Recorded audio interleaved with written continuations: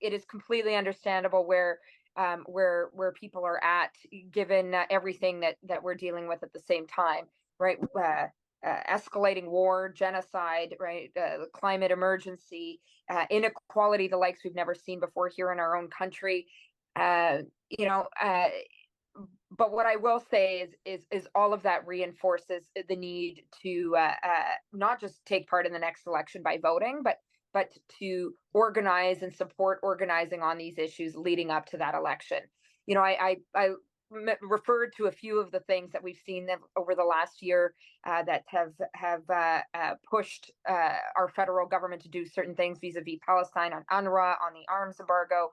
I mentioned around the charitable status. You know, that none of this would have happened without public pressure. Public pressure matters.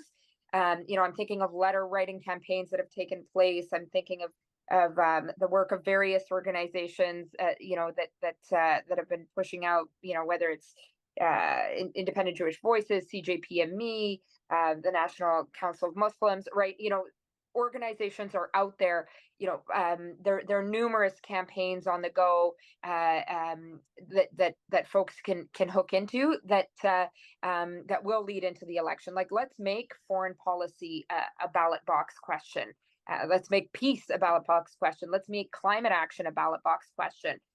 You know, and I will say, you know, I mean, not to add to the bleakness, but one particular stat that really concerned me is the extent to which Conservatives are picking up popularity amongst young people, the 18 to 34-year-old group.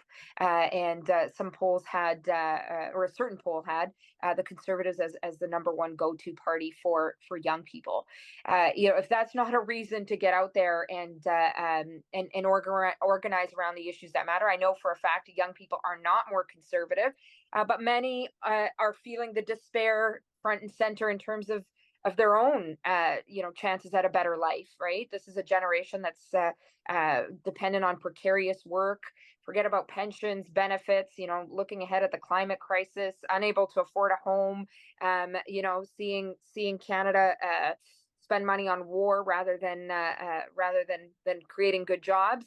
You know, I will say that it's, to me, that statistic is very much yet another motivator in getting involved, and certainly elevating the voices of so many young people who may not see electoral politics as the be all and end all, but that are seeing activism and organizing as a way to affect political change.